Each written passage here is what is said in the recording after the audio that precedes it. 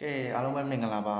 မင်္ဂလာရှိတော့မင်္ဂလာနေ့ရက်လေးဖြစ်ပါတယ်ဒီနေ့ကျွန်တော်တို့ဒီနေ့ညဘက်လေးကတော့ဒါဗုဒ္ဓဟူးနေ့ညဘက်လေးဖြစ်ပါတယ်အဲ့တော့ဗုဒ္ဓဟူးနေ့ညချမ်းလေးမှာနှစ်ဖန်ကျွန်တော်တို့ကျောင်းတော်ကြီးရလေကြာသာပတိရဲ့တောက်ကြရေးဆိုပြီးတော့2ရက်တာလျင်ကျန်တော့ပါတယ်ဒါကြောင့်မလို့ကျွန်တော်မျိုးလေးတွေအားလုံးနှစ်ဖန်ကြာသာပတိနေ့အတွက် live video လေးကိုနေ့တိုင်း live video လေးပေါ့နော်ဒါ share ရင်လာလုပ်ပေးခြင်းဖြစ်ပါတယ်အဲ့တော့မျိုးလေးတွေအားလုံးဗီဒီယိုလေးကိုအစားကနေအဆုံးထိပြီးဆုံးတိုင်အောင်ကြည့်ပေးပါကျွန်တော်ရဲ့လူဟောင်းလေးတွေကလက်မလေးတစ်ချက်စီတောက်ပြီးတော့ဝိုင်းရံပေးထားပါလို့အထွေထူးမပြောတော့ဘူးเนาะအဲ့တော့လူဟောင်းလေးတွေလက်မလေးတစ်ချက်စီကိုစီနှိမ့်မယ်နောက်တစ်ခုကကြတော့ကျွန်တော်မျိုးလေးတွေအားလုံးကိုကျွန်တော်ကြာတာပလေးတောက်ကြမှာเนาะ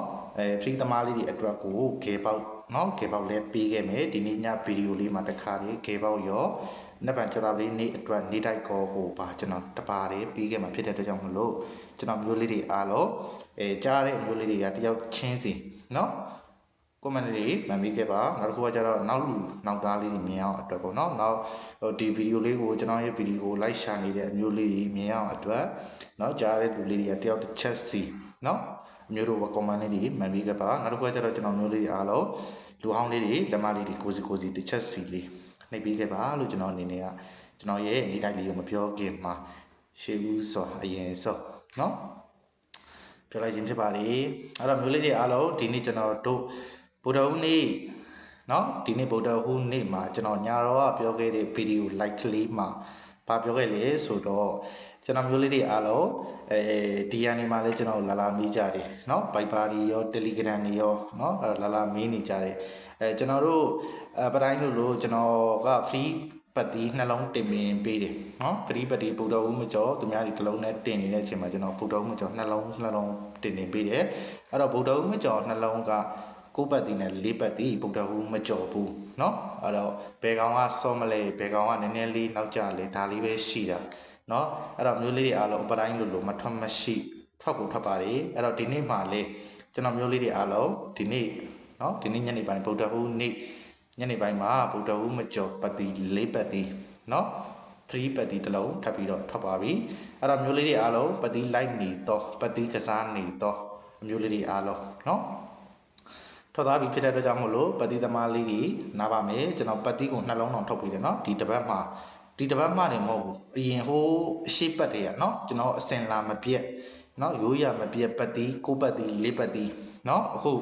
ဒီပွဲမှာ6 4ပတ်တီ6ရော4ရောဗုဒ္ဓဟူးမကျော် free ပတ်တီနှလုံးစလုံး free သမားလေးတွေအတွက်ကျွန်တော်ပေးခဲ့ပြီးဖြစ်ပါတယ်အဲ့တော့မျိုးလေးတွေအားလုံးကျွန်တော် free သမားလေးတွေအတွက်တောင်းဝင်ကြည့်ပါတယ်ဒီနေ့မှာတော့ကျွန်တော်ဗုဒ္ဓဟူးနေ့နေ့တိုက်ကစားတော့မျိုးလေးတွေအတွက်เนาะဒီနေ့4ပတ်တီပဲမိပါတယ်ပတ်တီနဲ့ပဲကျင်းနေပြီပါ main ကွက်ကတော့ကျွန်တော်ဒီနေ့မှာเนาะ main ကွက်ကကီးတီเนาะမနက်ကဝင်သွားတယ်ညနေကျမှเนาะဟိုဘယ်လိုလဲညနေပိုင်းတော့ပတ်တီးဝင်တယ်မနက်ပိုင်းတော့ကီးဝင်တယ်အဲ့လိုတွေဖြစ်သွားတယ်ဒါကြောင့်မို့လို့နှစ်ပတ်ကြာတာပလေးနေ့တိုင်းဆော့တော့အမျိုးလေးတွေအားလုံးကျွန်တော်အကောင်းဆုံးနဲ့ကအကောင်းဆုံးအရာကိုထပ်ပြီးတော့ကြိုးစားပေးထားပါတယ်အဲ့တော့မျိုးလေးတွေအားလုံးတိချာလေးကြာတာပလေးနေ့မှာဆော့ကစားပေးပါလို့ပြောချင်ပါတယ်ကျွန်တော်ရဲ့ main ကွက်တွေမကြိုက်ဘူးဆိုရင်တော့မှအမျိုးတို့ဒီပတ်တီးတွေကီးတွေကိုယူပြီးတော့အသုံးပြုဆိုတာကဘာလဲဆိုရင်အမျိုးတို့ကျွန်တော်ရဲ့ပတ်တီးတွေကျွန်တော်ရဲ့ကီးတွေကိုယူသုံးလို့အမျိုးတို့အကျိုးမရောက်ပါဘူးเนาะမျိုးလေးတွေအကုန်လုံး okay မှာစုပြမယ်เนาะဒါကြောင့်မလို့ကျွန်တော်ကယူသုံး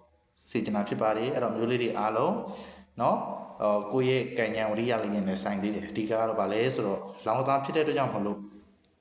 เนาะလောင်စာဆိုတာမျိုးမလုပ်တာတော့အကောင်းဆုံးပါတကယ်လို့လုံနေတယ်ဆိုရင်လေကိုယ့်ရဲ့စဉ်းစားဉာဏ်မှုတွေးတောဉာဏ်မှုစင်ကျင်သုံးသပ်ဉာဏ်မှုနဲ့เนาะဒီຢာလေးတွေကိုတွန်တွဲပြီးတော့အသုံးချစေချင်ပါတယ်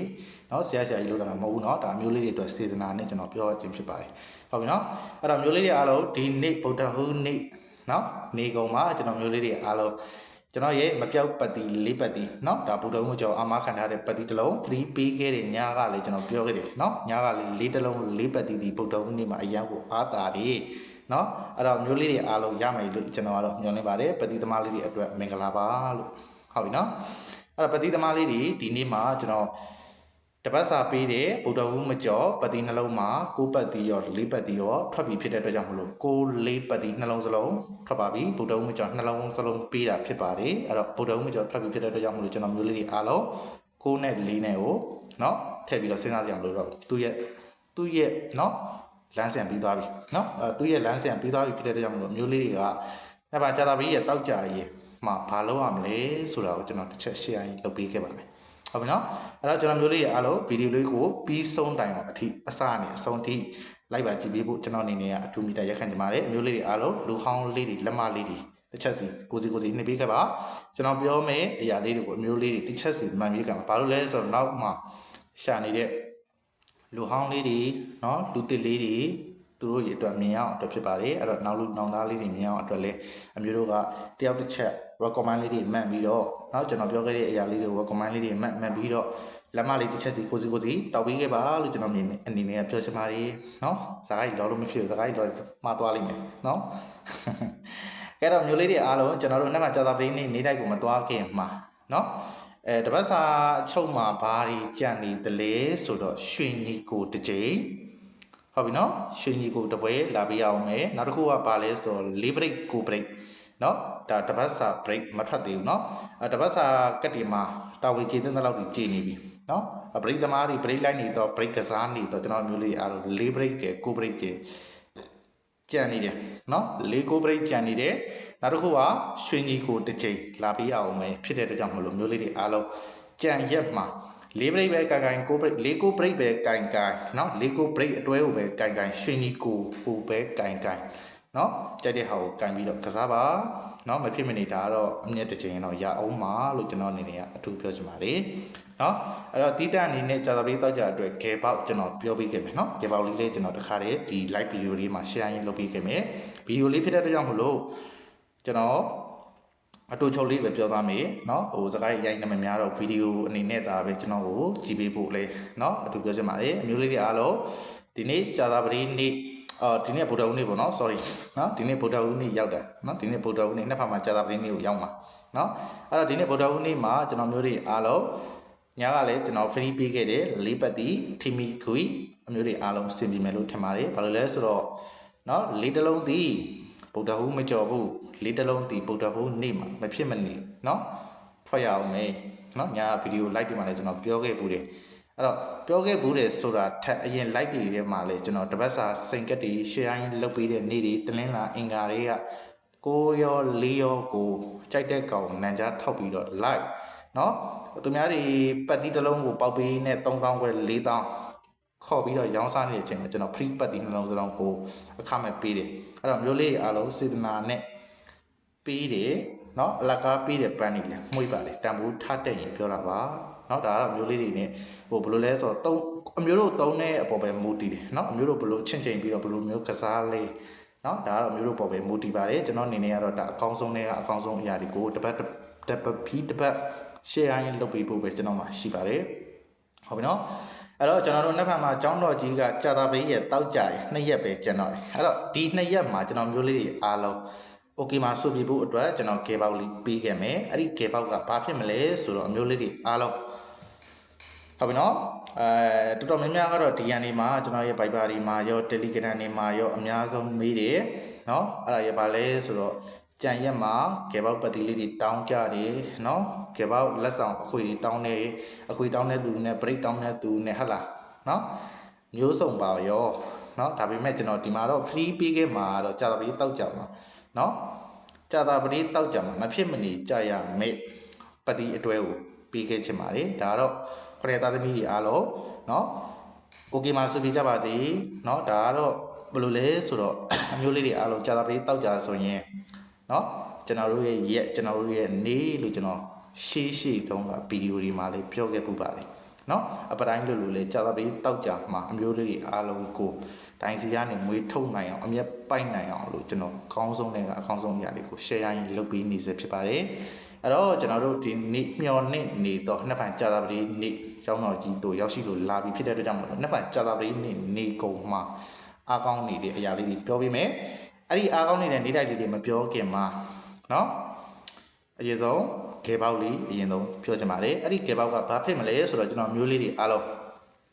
ကြာတော်လေးရဲ့တောက်ကြရ2ရက်ပဲရှိတော့တာအဲ့တော့ကျောင်းတော်ကြီးကပိတ်တော့မယ်2ရက်ပဲရှိတော့တယ်အဲ့တော့ကြာတော်လေးတောက်ကြမှာတဲ့မဖြစ်မနေလာပေးရမယ်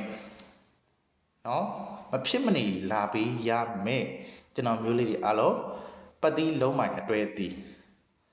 63ညပိုင်း63ညပတ်တိဖြစ်ပါလေဟုတ်ပြီနော်ကြာတာပတိတောက်ကြမှာမဖြစ်မနေလာပေးရမယ်ပတ်တိအတွဲသည်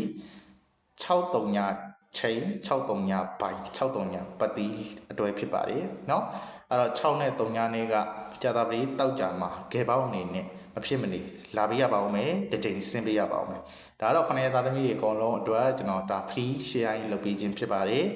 ်ဟုတ်ပြီနော်ပတိတွဲတောင်းနေကြတဲ့သူလေးတွေအရန်ကြည်နေလို့နော်ကျွန်တော်တင်ပေးလိုက်ပြီကျွန်တော်ကြာတာပတိတောက်ကြအပတ်တိုင်းလိုမှလည်းကျွန်တော်အကုန်လုံးကို free ကေပေါလေးတွေပေးပါတယ်ဟုတ်ပြီနော်အဲ့တော့အမျိုးတို့ကတချို့သောအမျိုးလေးတွေပေါ့နော်ကြာတာပတိတောက်ကြမှာ63ညပိုင်း63ညနော်လုံးပိုင်းအတွဲကိုကေပေါအနေနဲ့မတုံးကျင်ဘူးလုံးဝမကြိုက်ဘူးဆိုတော့အမျိုးလေးတွေအတွက်ဟုတ်ပြီနော်ကျွန်တော်နောက်တစ်ပတ်မှာအဖွဲ့ဝင်နော်နောက်တစ်ပတ်မှာအဖွဲ့ဝင်ခေါ်ပြီးထားတဲ့ကျွန်တော်ရဲ့အဖွဲ့ဝင်တွေကိုဒီအခုနှစ်ဖန်ကြာတာပတိတောက်ကြမှာနော်ဒီကြာတာပတိတောက်ကြမှာ2ရက်အတွင်းမှာကေပေါလက်ဆောင်ထုတ်ပေးထားပါတယ်ကေပေါလက်ဆောင်ဆိုတော့ပေါက်သီးတစ်ချိန်စာတော့ရအောင်မှာပေါ့နော်ကျွန်တော်မျိုးလေးတွေအားလုံးအဲ့တော့ကြာတာပတိတောက်ကြမှာကျွန်တော်မျိုးလေးတွေအားလုံးနော်ပေါက်သီးတစ်ချိန်စာရအောင်မယ်ဒါကတော့ကျွန်တော်နောက်တစ်ပတ်တော့အဖွဲ့ဝင်စခေါ်ထားပါတယ်အဲ့တော့နောက်တစ်ပတ်အဖွဲ့ကြိုဝင်တဲ့အမျိုးလေးတွေကိုကြာတာပတိတောက်ကြမှာကျွန်တော်အပတိုင်းလိုเนาะကျွန်တော်ရဲ့အမျိုးလေးတွေကိုလက်ဆောင်ကဏ္ဍထုတ်ပေးနေစေဖြစ်ပါတယ်အဲ့တော့နှစ်ပတ်ကြာတာပတိတောက်ကြကျောင်းတော်ကြီးက2ရက်ပဲကျန်တော့အဲ့ဒီ2ရက်အတွင်းမှာပေါက်သီးတစ်ချိန်စာကျွန်တော်ရဲ့နောက်တစ်ပတ်ရဲ့အဖွဲ့ကြိုဝင်တဲ့အမျိုးလေးတွေအကုန်လုံးကိုကျွန်တော်လက်ဆောင်အနေနဲ့ကြာတာပတိတောက်ကြမှာပေးပါဦးမယ်အဲ့တော့အဖွဲ့ဝင်လေးနဲ့ပတ်သက်လို့တခုပြောချင်တာကဘာလဲဆိုတော့အခုကျွန်တော်ကြာတာပတိတောက်ကြမှာကျွန်တော်ပေးထားတဲ့လက်ဆောင်လေးပဲကစားပါမယ်ဟုတ်ပြီနော်နောက်တစ်ပတ်ရဲ့အဖွဲ့ဝင် main အဖွဲ့ဝင်ကဏ္ဍကိုတော့တနင်္ဂနွေနေ့ညဘက်စနစ်ကြော်မှဒါလည်းစတင်ပြီးပို့မှာဖြစ်ပါတယ်အဖွဲ့ဝင်ကဏ္ဍစောစောစီမပို့ပါဘူးဟုတ်ပြီနော်အဲ့တော့ဒီနေ့ရေကနေပြီးတော့ဗုဒ္ဓနေ့ညတွေကနေပြီးတော့အဖွဲ့ဝင်မဲ့မျိုးတွေနော်အရန်ကိုများနေပြီစာလေးတွေပြန်ရင်နောက်ကြရင်နားလေပြီပါနော်စာပြန်နောက်ကြမယ်နောက်တစ်ခုကကျတော့လူနည်းနည်းလေးနော်ဘယ်လိုလဲဆိုတော့ကျွန်တော်ဒီအများတယောက်လုံးနေရတာဖြစ်တဲ့ကြောင့်အမျိုးလေးတွေနော်ဒါလေးတစ်ခုတော့ချန့်နေတယ်နားလေပြီပါဒါကတော့ကျွန်တော်တောင်းဆိုတာပါနော်ဒါအမျိုးလေးတွေအားလုံးတချို့ကြတော့လဲစာပြန်တာနောက်ကြတဲ့နော်စာပြန်တဲ့နောက်ကြတဲ့ချိန်ကြတော့စိတ်မရှိတာတို့နောက်တစ်ခါကျကိုယ်ဆဲသွားတာမျိုးတွေနော်ကျွန်တော်ကြုံရတယ်ဒါအပတိုင်းကြီးလိုပါပဲနော်အဲ့တော့ဒီဘက်မှာကျွန်တော်ပြောချင်တာကလိုအပ်မှာပဲအဖွဲ့ဝင်ပါနော်နောက်တစ်ပတ်ရဲ့တနင်္လာအင်္ဂါ2ရက်အတွင်းမှာစောစောစစ်စစ်နဲ့နောက်တစ်ပတ်ရဲ့အဖွဲ့ဝင်ကဏ္ဍကိုအဖွဲ့ကြိုဝင်မဲ့အမျိုးတွေအားလုံးနောက်တစ်ပတ်မှာတနင်္လာအင်္ဂါ2ရက်အတွင်းမှာပဲစောစောစစ်စစ်နဲ့မွေထုတ်ပိုက်ချင်တော့ဒီတစ်ပတ်လိုမျိုးပဲတနင်္လာနေ့အဖွဲ့နေ့မှာဒိန်ကနေတိုင်းကနေနှစ်သီးစားနော်မိကျင်တဲ့အဖွဲ့ဝင်ကဏ္ဍနဲ့ထိမိမိနဲ့တနင်္လာအင်္ဂါမှာရကျင်တဲ့ရှုံသွေးကြည်ကျင်တဲ့ဆိုရင်နောက်တစ်ပတ်ရဲ့အဖွဲ့ဝင်ကဏ္ဍကိုစောင့်ပြီးပါအခုကျွန်တော်ကြာတာပတိတောက်ကြမှာပေးတဲ့အဖွဲ့ဝင်တွေကိုပေးမဲ့အားကလက်ဆောင်ဖြစ်ပါတယ်လက်ဆောင်အနေနဲ့ကစားပေးဖို့ကျွန်တော်အနေနဲ့ကအထူးမိတာရက်ခံချင်ပါတယ်เนาะဗာလဲဆိုတော့စွတ်ပြီးတော့ပုံအောင်ဖို့လည်းမဟုတ်ဘူးเนาะစွတ်ပြီးတော့တင်ဆော့ဖို့လည်းမဟုတ်ဘူးကျွန်တော်မျိုးလေးအားလုံးနားလည်းမလို့ထင်တယ်เนาะလူဟောင်းလေးရနားလေးတော့ပါပဲเนาะလူတစ်တီလေးတွေပြောချင်တာဗာလဲဆိုတော့ကြာတာပတိတောက်ကြသည်လက်ဆောင်ကဏ္ဍဖြစ်တဲ့အတွက်ကြောင့်မဟုတ်လို့မှားမှန်ရှိပါတယ်ဒါပေမဲ့မှားမှန်ရှိတယ်ဆိုတာထက်ကြာတာပတိတောက်ကြအပတိုင်းလို့ကျွန်တော်မျိုးတွေအားလုံးကိုကျွန်တော်เนาะထိမိမိနဲ့ကြာတာပတိတောက်ကြမှာလဲအမျက်ကိုထုတ်ပေးနေကြဖြစ်ပါတယ်အဲ့တော့အခုကျွန်တော်တို့မျှော်လင့်နေတော့ကြာတာပတိရဲ့တောက်ကြရဲ့အဲ့တော့ကျောင်းတော်ကြီး2ရက်မှာ4ကြိမ်စာမှာ1ကြိမ်စာပေါက်ပြီးရပြီဆိုတာ ਨੇ ကြာတာပတိတောက်ကြအဖွဲ့ဝင်လက်ဆောင်မျိုးလေးတွေအားလုံး1ကြိမ်ရပြီဆိုရင်နားပြရပါမယ်ဟုတ်ပြီနော်အဲ့တော့ကြာတာပတိတောက်ကြကျွန်တော်တို့နှစ်ဖန်ရဲ့တပတ်ခိုင်2ရက်ဖတ်ရမယ်အဲ့ဒီ2ရက်တွင်းမှာလေနော်အရန်ကိုအားကောင်းတယ်အရန်ကိုအားသာတဲ့အမျိုးတို့အတွက်အဆင်ပြေလောက်မဲ့လက်ဆောင်ပေးမှာဖြစ်ပါတယ်ဒါကြောင့်မလို့အမျိုးလေးတွေအားလုံးလက်ဆောင်ကဏ္ဍလေးနဲ့ပဲเนาะအမျက်ထုတ်ခြင်းနဲ့လက်ဆောင်ကဏ္ဍလေးနဲ့ပဲအမျက်ထုတ်ပြီးတော့နောက်တစ်ပတ်ရဲ့အဖွဲ့ဝင်ကဏ္ဍကိုတလင်းလာအင်ကာမှာတင်ဒိုင်စီကနေမွေထုတ်ပိုက်ပြီးတော့အေးစစ်စစ်လေးเนาะအိတ်နေခြင်းနဲ့ဆိုရင်တော့ကျွန်တော်မျိုးလေးတွေအားလုံးသူများအဖွဲ့ဝင်နေတဲ့အချိန်မှာဝင်ပါစောစောစီစီနဲ့ဝင်ပေးပါအဖွဲ့ဝင်သည်လူပြည့်ပြီးကန့်သက်တော့လူပြည့်သွားပြီဆိုတော့အဖွဲ့ဝင်စင်တန်းပြီးတော့ပိတ်မှာဖြစ်ပါတယ်ငွေလဲစလိပ်ပြည့်စားမှန်သမျှအကုန်လုံးပြန်ပြီးလွှဲမှာဖြစ်ပါတယ်เนาะဒါကတော့ကျွန်တော်ပတိုင်းလိုပေါ့နော်အပတိုင်းလိုဒါထုတ်နေကြစီကံလေးတစ်ခုဖြစ်ပါတယ်ဒါလေးကဘလို့ကြောင်းထုတ်လဲဆိုတော့ကျွန်တော်မျိုးလေးအားလုံး ကျွန်တော်တယောက်တည်းကပ်ပို့ရတာဖြစ်တဲ့အတွက်ကြောင့်မလို့ Viber တွေရော Telegram တွေရောတယောက်တည်းပို့ရတာဖြစ်တဲ့အတွက်ကြောင့်မလို့မနိုင်ပါဘူးနားလည်ပေးပါเนาะဟိုသူများလေးလို့3 4 5ယောက်နဲ့ပို့ရတာမျိုးဆိုရင်တော့တမျိုးဟိုကကျွန်တော်တယောက်တည်းပို့နေရတာเนาะတယောက်တည်းပဲလုပ်နေရတာကိုတယောက်တည်းပဲမင်းသားလုပ်နေရတဲ့အချိန်ဆိုတော့အဆင်မပြေသေးဘူးเนาะဒါကြောင့်မလို့စောစီးနဲ့အဖွဲ့ဝင်ပါအဖွဲ့ဝင်ကိုကြံနေတဲ့မျိုးလေးအားလုံးเนาะအဖွဲ့ဝင်ဖုန်းနံပါတ်ဒီ6953ည9844ခုဖြစ်ပါတယ်အဖွဲ့ဝင်ဖုန်းနံပါတ်တစ်ချိန်ပဲပြောပါမယ်နောက်တစ်ခါထပ်မပြောတော့ဘူးเนาะဒီ YouTube တွေကလည်းဟိုဘယ်လိုဖြစ်နေလဲဆိုတော့ဖုန်းနံပါတ်တွေเนาะပြတာလို့ပြောတာလို့ဆိုရင်ဘန်းကျင်เนาะဒါတော့မှကျွန်တော် live မဟုတ်ဗီဒီယိုလေးပဲတင်လိုက်ရတာเนาะအဲ့တော့ဗီဒီယိုတော့မှဘန်းရင်မလွယ်သေးဘူးမချောင်သေးဘူးเนาะအဲ့တော့မျိုးလေးတွေအားလုံးနားလည်ပြီပါလို့ဟုတ်ပြီเนาะအဲ့တော့ခုနကကျွန်တော်ရဲ့ကြာသာပတိတောက်ကြအဖွဲ့ဝင်ကိုပေးတဲ့လက်ဆောင်ကဏ္ဍကိုเนาะအဖွဲ့ဝင်သည်ဖြစ်စေမဝင်သည်ဖြစ်စေကြာသာပတိတောက်ကြမှာလာယူပြီးတော့စော့ကြည့်ပါလာယူပြီးတော့ကစားကြည့်ပါဟုတ်ပြီเนาะဒါကဘာလို့ပေးတာလဲဆိုရင်เนาะခုနကကျွန်တော်ကြာသာပတိတောက်ကြမှာပတ်တီအတွက်ခေပေါက်ပတ်တီအတွက်ဒီ63ညပိုင်း63ညပတ်တီဒီတစ်လုံးဆင်းပေးရအောင်ကြာသာပတိရဲ့တောက်ကြရဲ့မှာတစ်လုံးကမဖြစ်မနေဆင်းပေးရအောင်အဲ့တော့အဲ့ဒီပတ်တီတွဲကို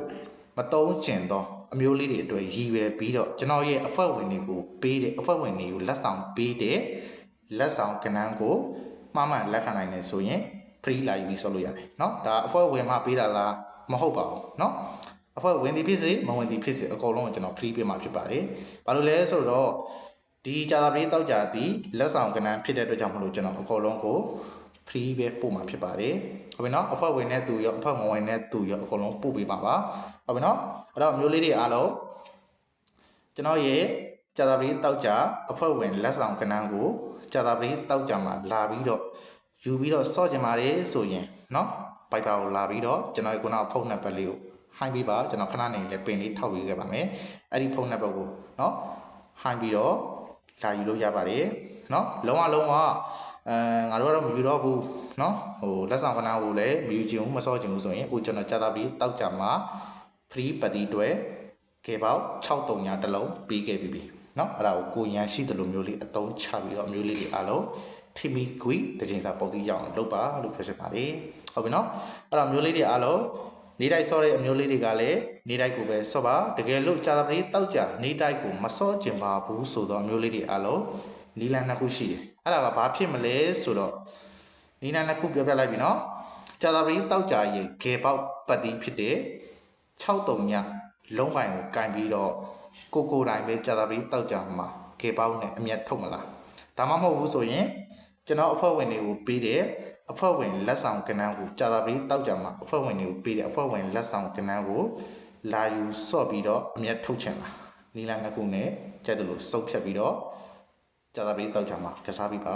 နော်အဲ့တော့မျိုးလေးတွေအားလုံးဟိုဟာလည်းမလို့ဒီဟာလည်းမလို့ဆိုရင်တော့အဆင်မပြေဘူးနော်အဲ့တော့ဟိုဟာလွတ်မယ်ဆိုရင်တော့ဒီဟာကိုသုံးရမယ်ဒီဟာလွတ်မယ်ဆိုရင်ဟိုဟာကိုသုံးရမယ်နော်အဲ့တော့ဟိုလှေတန်းနှစ်ဖက်နင်းလို့မရဘူးနော်လှေတန်းနှစ်ဖက်နင်းမယ်ဆိုရင်တော့ကလေးအလေလေးမှာနော်ကလေးဖြစ်သွားလိမ့်မယ်ဟုတ်ပြီနော်အဲ့တော့မျိုးလေးတွေအားလုံးကျွန်တော်မျိုးတွေအားလုံးကိုပြောချင်တာကအဖွဲ့ဝင်တဲ့မျိုးလေးတွေအားလုံးနောက်တစ်ပတ်ရဲ့အဖွဲ့ဝင်ကဏ္ဍကိုစောစောစီးစီးမပို့ပါဘူးနောက်တစ်ပတ်ရဲ့အဖွဲ့ဝင်ကဏ္ဍကိုတနင်္ဂနွေနေ့ညဘက်12နာရီကျော်1နာရီလောက်မှစတင်ပို့မှာဖြစ်ပါတယ်ဒါအဖွဲ့ဝင်ရဲ့စီကံဖြစ်ပါတယ်เนาะနောက်တစ်ခုပြောချင်တာကဘာလဲဆိုတော့အဖွဲ့ဝင်ကဏ္ဍသည်အပတိုင်းလို့เนาะကျွန်တော်ဒီ3ရက်တွင်းလို့ဒါရက်ချင်းခေါ်တယ်တိုးပေမဲ့တနင်္လာအင်္ဂါ2ရက်တွင်းပဲကျွန်တော်မျိုးတွေကိုထိမိခွေးနဲ့ဒိုင်စီကနေမွေထုတ်เนาะ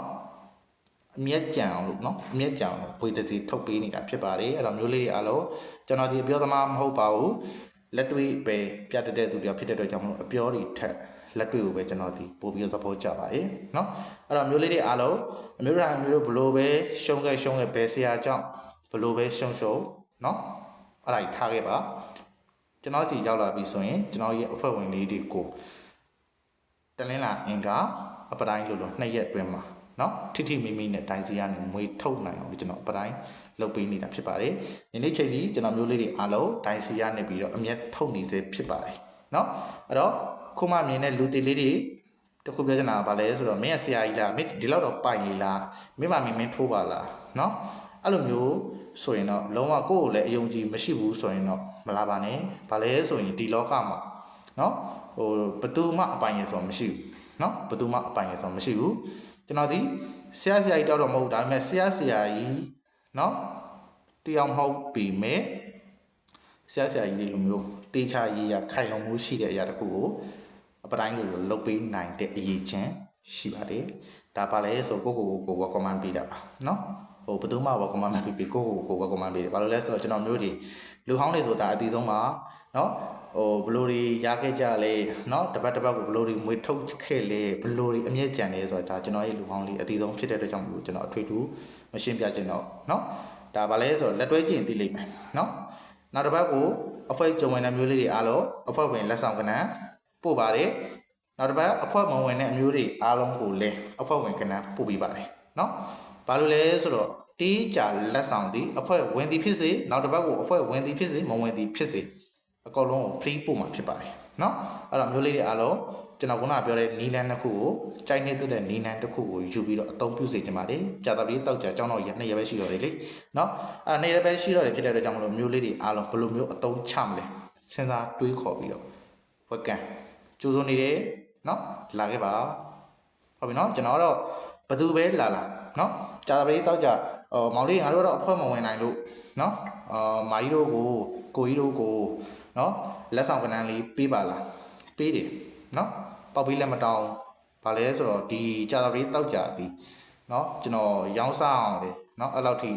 မရိုင်းတတ်ဘူးเนาะနောက်တစ်ခုကကျတော့ပေါက်ပြီးပေးပါလားဆိုပြီးတော့ပြောနေတဲ့မျိုးလေးတွေတစ်ခုပြောလိုက်မယ်เนาะပေါက်ပြီးပေးပါလားဆိုတာထက်ကျွန်တော်ဗာလဲဆိုတော့ပေါက်ပြီးပေးမဲ့တူလေးသီလား free တာပေးလိုက်မယ်เนาะပေါက်ပြီးပေးမဲ့တူ free တာပေးလိုက်မတောင်းဘူးမလုပ်ဘူးเนาะပတိတစ်လုံး3000ဝယ်4000เนาะအခွေတစ်ခွေကို2000ဝယ်เนาะကိုရှိမှမြင်တွေ့နေရတာကြီးအဆင်ပြေမနေဘူးเนาะဒါကြောင့်မလို့မျိုးတွေအားလုံးပေါက်ပြီးလာမတောင်းပါနဲ့ပေါက်ပြီးလုံးဝမခေါ်ပါဘူးပေါက်ပြီးလည်းပေးမစားပါဘူးเนาะတပတ်ကိုတစ်ချိန်ထိမိမိနဲ့အမျက်ကြောင်အောင်လို့တနင်္လာအင်္ဂါ2ရက်တွင်မှအတင်မွေထုတ်ပိုက်နိုင်တဲ့အတွက်အဖွဲ့ဝင်တစ်ချိန်ပဲခေါ်ပြီးပါတယ်เนาะတပတ်ကိုတစ်ချိန်သာလိုက်ရင်အဖွဲ့ဝင်ခေါ်ပါတယ်အဲ့ဒီတစ်ချိန်ကလည်းထိမိမိနဲ့အမျိုးတို့ထိုင်အမျိုးတို့ဘလို့ပဲရှုံဘယ်ဆရာနဲ့ဘလို့ပဲရှုံကျွန်တော်မသိဘူးเนาะဒါပေမဲ့ကျွန်တော်လက်ထဲရောက်လာပြီဆိုရင်ကျွန်တော်ရဲ့အဖွဲ့ဝင်ဖြစ်ပြီဆိုတာနဲ့ကျွန်တော်ဒီအကောင်းဆုံးနဲ့ကအကောင်းဆုံးအရာကိုငပြောသေးကိုဘယ်လိုလဲဆိုအခေါ်နှွာပြီးတော့เนาะကျွေးဖို့ပဲရှိတယ်ကျွန်တော်ဘာမှမလိုအပ်ပါဘူးဟုတ်ပြီเนาะအဲ့ဒါမျိုးလေးတွေအားလုံးနားလည်မယ်လို့လည်းထင်ပါတယ်အဲ့တော့ကြာသပတေးတောက်ကြမှာစောစီးစီးနဲ့သူများတွေအဖွဲ့ဝင်ထိုင်နေတဲ့အချိန်မှာအဖွဲ့ဝင်ပါเนาะဟိုနောက်ကြပြီးတော့စနေတနေ့ကနေလောက်ကြမှာเนาะဟိုအလောတကြီးလေးဒီလားမလားရုံးရင်းဆိုင်ကဖြစ်ပြီးတော့အဖွဲ့ဝင်မဲ့မျိုးတွေတခုပြတ်နေတာပါလဲဆိုတော့ဒီတပတ်တော်မှာကျွန်တော်စနေတနေ့ကနေမှာအဲ့လိုမျိုးတွေပဲเนาะဟိုရုံးရင်းဆိုင်ကဖြစ်ပြီးတော့เนาะ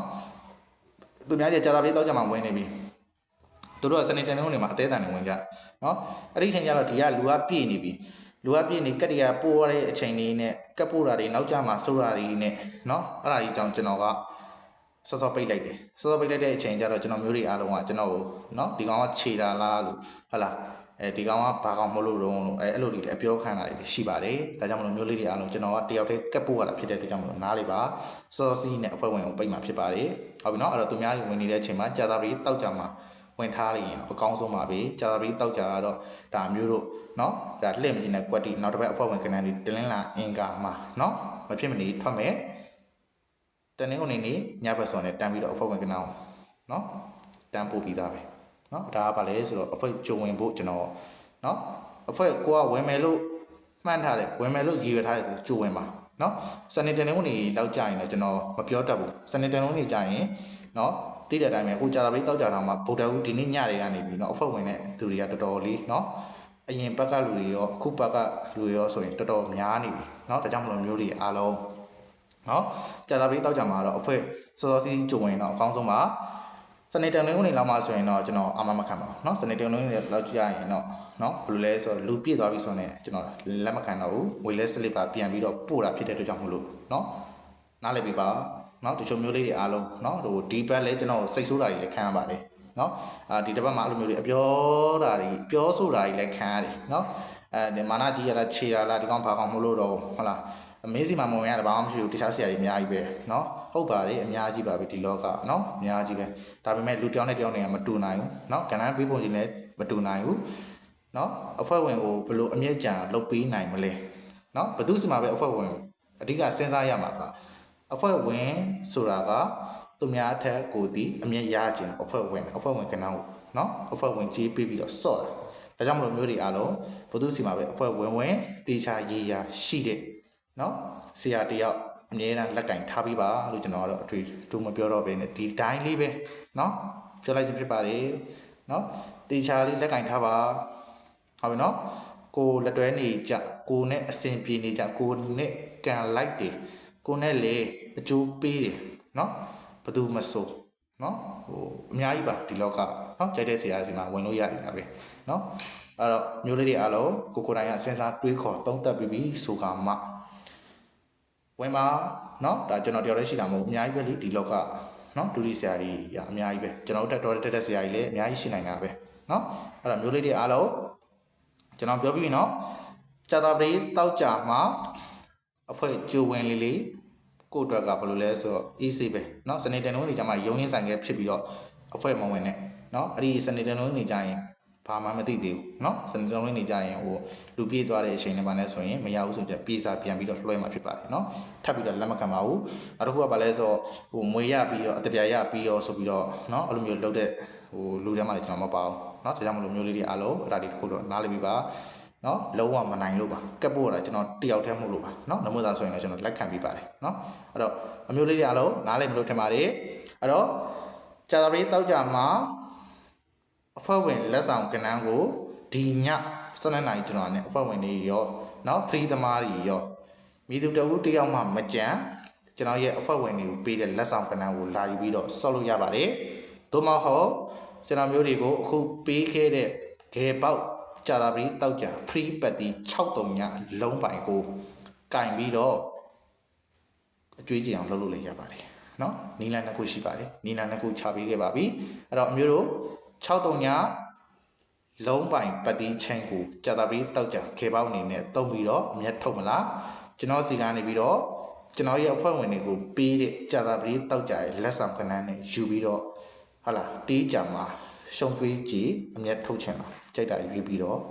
เนาะစဉ်းစားပြီးကမှလျင်အသုံးပြုပါကြာတာပြီးတောက်ကြเนาะတချို့မျိုးလေးတွေအားလုံးတခုပြောချင်တာကအခုကြာတာပြီးတောက်ကြက2ရက်ပဲရှိတော့တယ်4ချိန်စာပဲရှိတော့တယ်เนาะဟိုလိုမျိုးဟိုပတ်သီးတွေဆိုလဲအခုကျွန်တော်တောင်းဝင်ကြည့်ပြီเนาะ4ပတ်သီးရော9ပတ်သီးရောကျွန်တော် free ပေးတဲ့ပတ်သီးတွေပို့တော့မကြော်ဘူးเนาะသူများတွေ free ပတ်သီးဆိုတစ်လုံးပဲတင်နေတဲ့ချိန်ကျွန်တော်ပို့တော့မကြော်နှလုံးပေးတာเนาะအဲ့တော့ဘိုးတော်မကျော်ပတ်တိနှလုံးအောင်ကျွန်တော်ပေးခဲ့ပြီးပြီအဲ့တော့ကျွန်တော်လည်းတောင်းဝင်ကြည့်ပြီเนาะထပ်ပြီးတော့ပတ်တိမတောင်းပါနဲ့เนาะပတ်တိတွေထပ်ပြီးတော့မတောင်းဆိုပါနဲ့အခုပြောလိုက်ပြီကေပေါင်း63ညလုံးပိုင်63ညပတ်တိဒီကြာတာပြီးရတောက်ကြမှာတစ်ချိန်ကလာပေးအောင်မဖြစ်မနေတစ်ချိန်ဆင်းပေးအောင်เนาะအဲကြောင့်မလို့မျိုးလေးတွေအားလုံး63ညကေပေါင်းလုံးပိုင်ပတ်တိကိုကင်ပြီးတော့ကြာတာပြီးတောက်ကြမှာအမျက်ထုတ်ခြင်းလည်းဖြစ်တယ်ဒါမှမဟုတ်ဘူးဆိုရင်ကျွန်တော်စီကနေပြီးတော့ကျွန်တော်ရဲ့အဖွဲ့ဝင်တွေကိုပေးတဲ့အဖွဲ့ဝင်လက်ဆောင်ကဏ္ဍကိုလာယူပြီးတော့ဆော့ပြီးတော့เนาะအမျက်ထုတ်ခြင်းလည်းဖြစ်ပါတယ်အဲ့တော့အမျိုးလေးတွေအားလုံးနားလည်မယ်လို့ထင်ပါတယ်ဟုတ်ပြီเนาะအဖွဲ့ဝင်မျိုးတွေအားလုံးကျွန်တော်ဒီဗီဒီယိုရဲ့အောက်မှာဖုန်းနံပါတ်လေးချပေးခဲ့မယ်အဲ့ဒီဖုန်းနံပါတ်မှာ Viber ရှိတယ်နောက်တစ်ခုက Telegram ရှိတယ်เนาะ Viber Telegram ရှိတယ် channel တွေမ join ရသေးတော့မျိုးတွေအားလုံး channel join ပေးပါเนาะ Telegram channel Viber channel တွေ join ပေးပါเนาะနောက်တစ်ခုပြောချင်တာကဘာလဲဆိုတော့ Viber channel เนาะ Viber channel ကိုအခုဒီနောက်ပိုင်းမှာကျွန်တော် Viber channel တခုပြတ်ထားတယ်เนาะ Viber channel တခုပြတ်ထားတယ်ဖြစ်တဲ့အတွက်ကြောင့်မလို့ Viber channel အသစ်ထောက်ပံ့ထားတယ်ဟုတ်ပြီเนาะ Telegram ကတော့ကျွန်တော်ရဲ့เนาะ contact main channel နှလုံးရှိတယ်အဲ့ဒီ contact main channel နှလုံးကနေပြီးတော့ကျွန်တော်နေ့တိုင်းကဏ္ဍတွေရောဒီ give out တွေရောကျွန်တော်တင်ပေးနေကြပုံစံတိုင်းတင်ပေးနေမှာဖြစ်ပါတယ်ဟုတ်ပြီเนาะအဲ့တော့ခုနကကျွန်တော်မျိုးတွေအားလုံးဒီဗီဒီယိုရဲ့အောက်မှာကျွန်တော်ရဲ့ဖုန်းနံပါတ်နဲ့ဟုတ်ပြီเนาะဖုန်းနံပါတ်နဲ့ Viber နံပါတ်เนาะဒီဗီဒီယိုရဲ့အောက်မှာကျွန်တော်ရေးပေးခဲ့ပါမယ်ပင်လေးထောက်ပေးခဲ့ပါမယ်အဲ့ဒီဖုန်းနံပါတ်ကိုဟိုင်းပြီးတော့အဖွဲ့ဝင်သည်ဖြစ်စေမဝင်သည်ဖြစ်စေတေးကြလက်ဆောင်လာယူပြီးတော့ကစားနိုင်ပါတယ်ဟုတ်ပြီเนาะအဲ့ဒီတေးကြလက်ဆောင်ကကျွန်တော်ဟိုသူများတွေဆိုရင်တော့ဒါကအဖွဲ့ဝင်ပဲပေးမှာလीเนาะဟိုအဖွဲ့ဟိုဝင်တဲ့သူပဲဟုတ်လားလက်ဆောင်ပေးမှာလေကျွန်တော်တော့လို့မဟုတ်ဘူးเนาะကျွန်တော်ကတော့ဘယ်သူနဲ့မှမတူနိုင်ဘူးဘယ်သူနဲ့မှမတူနိုင်ဖြစ်တဲ့အတွက်ကြောင့်မလို့ခொနည်းသားသမီးအပေါင်းအကုန်လုံး okay မှာစုပြနိုင်ရန်အတွက်ကျွန်တော်မျိုးလေးတွေအားလုံးကိုအဖွဲ့ဝင်တွေကိုပေးတဲ့လက်ဆောင်ကဏ္ဍကိုကျွန်တော်ရဲ့เนาะဖရီသမားတွေရောအကုန်လုံးပေးမှာဖြစ်ပါတယ်ဒါကြောင့်မလို့မျိုးလေးတွေအားလုံး ကြာသပတေးတောက်ကြမှာเนาะအမြဲရအောင်လို့စော့ပါရှုံးသွေးကြည်အောင်လို့เนาะစော့ပါဘယ်လိုမျိုးပေါ့เนาะဟိုကိုကဘယ်လိုပြောမလဲအရန်ကြီးအမောင်ညာထားတယ်เนาะဟို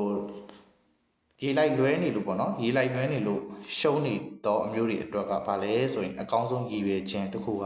เนาะကျွန်တော်မျိုးတွေအားလုံးကြာသပတေးတောက်ကြ2ရက်ပဲကျန်တော့တယ်ချင်းချင်းเนาะလောဘကိုရန်နဲ့ချင်းချင်းပြီးတော့သုံးပေးပါဘယ်လိုမျိုးပေါ့เนาะအမြဲရအောင်ထိမဟုတ်ဘဲနဲ့ရှုံကြွေးကြည်လောက်ဆိုရင်တော့အမျိုးတို့အဆင်ပြေပါတယ်เนาะဒါအရန်ကိုရှုံးနေတော့လူလေးတွေအတွက်ကျွန်တော်ပြောရခြင်းဖြစ်ပါတယ်เนาะအဲ့တော့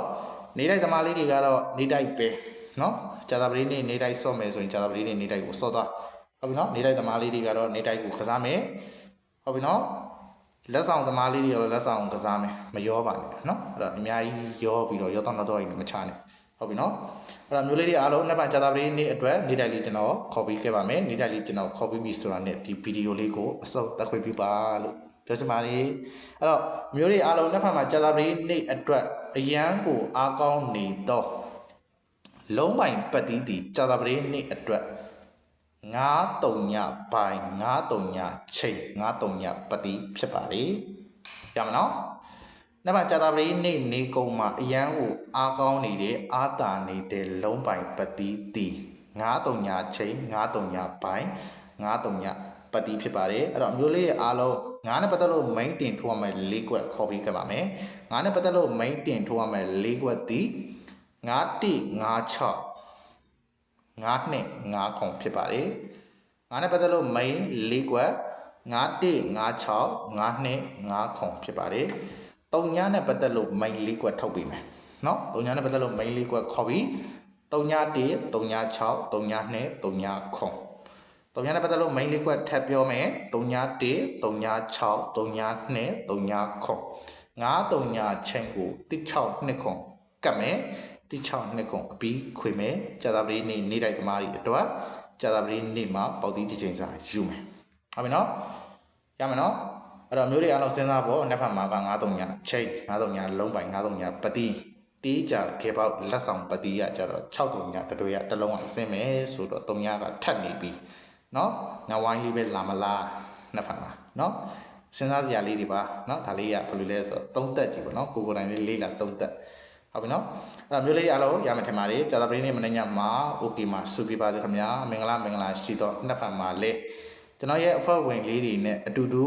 နှစ်ဖက်မှာ free သမားလေးတွေရောเนาะကျွန်တော်ရဲ့လက်ဆောင်လေးကိုလာယူဆော့မဲ့မျိုးတွေကိုနှစ်ဖက်ကြာသပတေးနေ့မှာတင်ထိမိကူးကြပါစေလို့ပြောရင်းနဲ့ဗီဒီယိုလေးကိုဒီမှာတင်ပဲအဆုံးသတ်ခွင့်ပြုပါဟုတ်ပြီเนาะအဲ့ကျွန်တော်မျိုးလေးတွေအားလုံးနှစ်ဖက်ကြာသပတေးနေ့မနေ့ညမှာလေဟုတ်ပြီเนาะအကောင်းမွန်တဲ့အကောင်းဆုံးအရာလေးတွေเนาะပိုင်ဆိုင်နိုင်ပြီးတော့ကံကောင်းတဲ့နေ့ရက်လေးဖြစ်ပါစေကြာသပတေးတောက်ကြ2ရက်တာလုံးเนาะမင်္ဂလာရှိတော့နေ့ရက်လေးဖြစ်ပါစေလို့ကျွန်တော်ကစမှုတောင်းကောင်းပေးလိုက်ပါတယ်ဟုတ်ပြီเนาะတကယ်တော့မျိုးလေးတွေအားလုံးမရှင်းတာပါရှိတော့မရှင်းတာရှိရင်တခါလေးမေးခဲ့ပါဒီဗီဒီယိုလေးရဲ့အောက်မှာအမျိုးတို့ရဲ့ comment လေးတွေတစ်ချက်စီမြင်ကြပါလေဟုတ်ပြီเนาะအဲ့တော့မျိုးလေးတွေအားလုံးလက်မလေးတစ်ချက်စီကိုစီတောက်ခက်ဖို့လည်းမမေ့ပါနဲ့အမျိုးတို့ရဲ့လက်မတစ်ချက် comment တစ်ချက်ဒီเนาะကျွန်တော်တာဆိုင်ရဲ့ channel လေးမပြတ်စီရရောက်ပါလေလို့เนาะတချို့ဆိုရင်တော့ဘယ်လိုပြောကြလဲဆိုတော့ဟို live မလွှင့်တော့ဘူးလား live မလွှင့်တော့ဘူးလားဆိုတော့ live ကလွှင့်လို့မရဘူးเนาะအမျိုးတို့ရဲ့ live ကတကယ်အဆင်မပြေဘူးเนาะကျွန်တော် live လွှင့်ပေးခြင်းတယ်เนาะဗီဒီယိုပဲတင်ရတာဗာလဲဆိုတော့အမျိုးတို့နဲ့ကျွန်တော်အဆက်အသွယ်ပြတ်သွားမှာဆိုလို့ဗီဒီယိုလေးပဲတင်ရတာဒါမှမဟုတ်ဆိုရင် live လွှင့်ပြီးတော့เนาะကိုမျိုးနဲ့ကိုအေးစစ်စစ်လေးဟုတ်တယ်မလားကိုမလေးဖတ်ပြီးတော့တတရရလေးနဲ့เนาะဖြတ်တိုင်းကျင်တာပေါ့ဒါပေမဲ့ကျွန်တော်မျိုးလေးတွေအားလုံးဒီနောက်ပိုင်းတွေမှာ YouTube တွေရလဲ ban နေเนาะ ban တဲ့ ban လာပြီဒုတိယ channel တွေဆိုတော်တော်လေးပြတ်တယ်เนาะအဲ့တော့ကျွန်တော်မှလည်း channel တွေ